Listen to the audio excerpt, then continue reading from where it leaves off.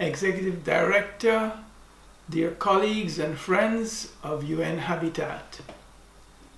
We in the African, Caribbean and Pacific group of states are particularly proud and happy of our collaboration with the UN Habitats through the Participatory Slum Upgrading Program, which has now been running in 3 phases.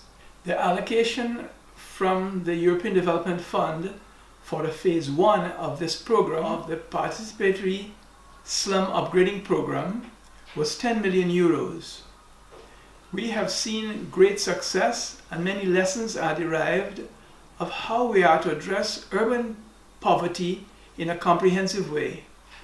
This has given rise and helped in our justification that for the 11th European Development Fund cycle to 2020, 30 million has been committed.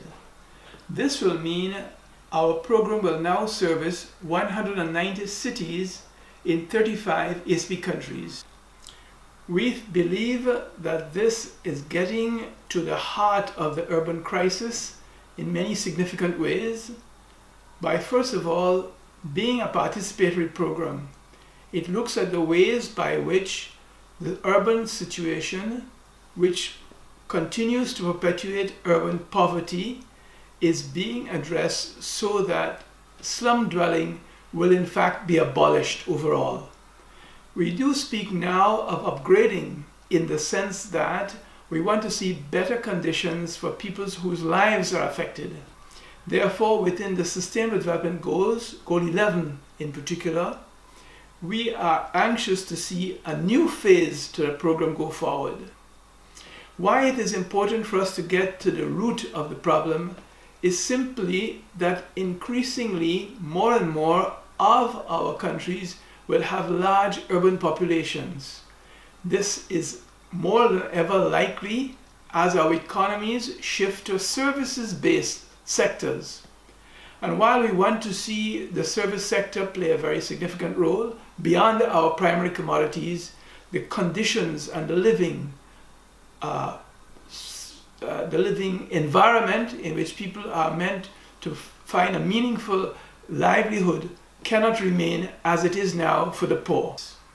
We put great emphasis on this program as it links several dimensions of how we see poverty in its structures and also in the way in which it is impacting so negatively on persons who are trying to make a living in the conditions of the urban environment. This is also important for us to take into account how we link urban poverty with what is happening in our concerns for the rural areas. Many times, the movement and the migration from the rural area is due to the fact that we have neglected to provide meaningful employment in the rural communities. And that can only be possible if we look at agriculture playing a more significant role. That will allow us to be linking with the Food and Agriculture Organization in addressing SDG 2.